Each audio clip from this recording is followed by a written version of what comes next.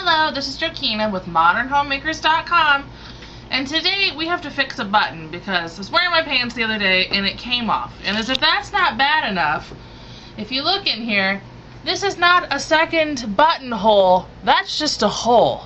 It tore it all up and there's a hole in there. So this is a little harder than sewing on a button if you don't know how to do that, but I still think you can handle this project. And it's going to save you however much your pants cost, so 30, 50 bucks, or maybe you're doing designer labels and whatever, but we're not doing that here. So anyway, it's a great money saver and it's pretty easy. So we need the button, or a new button if you want one that came off that actually fits in that hole that's made for it. And we need thread as close as you can get to match it. We need pins, we need a needle, we need scissors, and for us, since we have that hole, we need something that you can handle. Like I have scrap fabric that I can handle touching my stomach. It's a cotton fabric because this is going to be touching you. So let's go ahead, and it's not a very big hole, but we're going to cut bigger than the hole for the fabric so that we have extra. So since the hole is here and it's this big, I'm going to cut something twice as big as that at least. And I'm gonna be doubling it, so that's enough to be wider. This is not an exact science, as you can see. So I've cut this strip that's wide enough to go past it, and we're gonna take it, and I folded it in half and half again. This is gonna stabilize it, otherwise you could sew the button on and it's just gonna pop right off. So we need to take our needle. I should have already had that threaded. I always sew with a doubled needle. So put it through the end and pull. Some people sew with a single, like they don't ever tie both together on the end, but maybe I'm a violent sewer that always seems to break. So wrapping it around, and then we're going to pull to the end. You can go ahead and snip that right now. Okay, so what I'm going to do real quick, and you could run over to your machine if you wanted to and do this, is just do real quick a couple stitches on the end to keep that one in spot. Okay, so what we're going to do is pin this. Make sure this is the pretty side of your garment, the outside. Make sure you have the inside of your garment, and you're going to line up right where you need to be, so you're not going over the buttonhole that needs to be open, just the part that's broken. And we are going to put a couple pins in. Now we don't want to see your stitches on the other side, so if you want, you can go all the way around and do like a zigzag with your machine on this, but I'm losing weight, so I'm not going to be wearing these pants much longer, so I'm not going to bother. So you could take this little square and go zigzag it, but we're not doing that. And what we're going to do is always looking at the front to make sure that our stitches stay really small in front. We're going to go completely around, and then we're going to go skip over a little further, and then make sure we stay small in front. And because I made that piece bigger, if my thread matched exactly, I'd be right in line with the stitch that is already there. But my thread didn't match exactly, which is pretty sad given the size of my thread racks. But it's off a little. So you shouldn't even see those stitches from the front.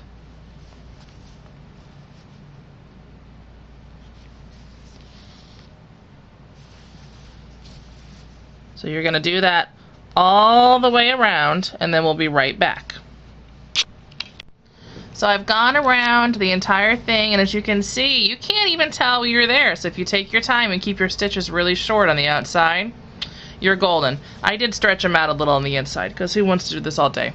Then I went around, because I didn't zigzag, and I just kind of stitched around really fast like this to keep stuff from fraying. If you're not in a rush, though, take it over the machine and zigzag. It'll lay more flat. Okay, now we're going to flip over And if you look, we've still got this giant hole here, but it's got backing behind it now. And we're really going to be sewing into the backing because this doesn't have any support left. But I want to come over, not stitching all the way through, just going through the stuff we just stitched. I was way off. I want to come over and get into this area. And what I want to do is just take all this fluff and kind of to give it some extra support, we're just going to go over the top of that a few times. You're not going to see this because your button's going to be sitting on top of it. So just a few times to make it lay down. Okay, now we've got that, and we want to make sure that when we put our button back on, it's still lined up where it was supposed to be. So this is where we had our button, and we're just making sure, yes, that's a good spot for it. You don't want to realize you put it on the exact wrong spot. Oh, and before I did that, I should have cleared out the old thread. And you can see they had a lot of thread going around that because this is the top of a pair of pants, and it gets a lot of pressure on it. Okay, we'll double checking one last time. We're nice and centered and all that. So we've got our thread through, and you have two choices. If it's on a garment with a bunch of other buttons, I would suggest you do exactly what they have, but since this is the only button, I get the choice. I can either go diagonal from here to here and here to here, or I can go side to side like this and this. I like diagonal, so it looks like a star. That's fun. So we're going to go into the project all the way through to the back. So we can see all the way through the back. And then we're going to come from the back, and I'm going to go through the other diagonal. We're just doing one of each because I want to take a moment. I didn't do those too tight because what we're going to do is come from the back and not go through the button, just go right in this area here. See where I am? And because this button doesn't have a shank, which is that little piece of plastic that sticks out to the back, we are going to pull on it a little, and we're going to wrap around a whole bunch of times with the thread. So as you can see, that is creating kind of a gap.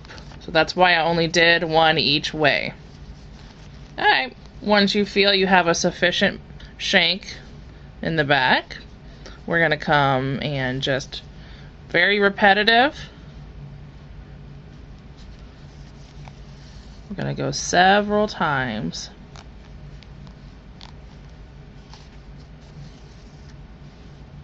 And I'm going all the way through to the back each time, as you can see.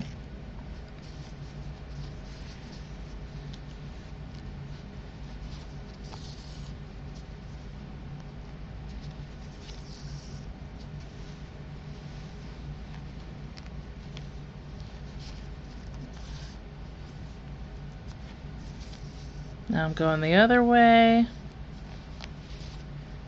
So it's not that it's impossible when there's a big hole, but you do need to take some extra steps, because if you were to just try stitching the button on again, it's just going to pop right up, because those are just broken threads in the back that we repaired.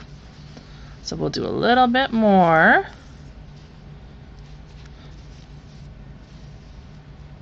And one from the other side. We're eyeballing it here.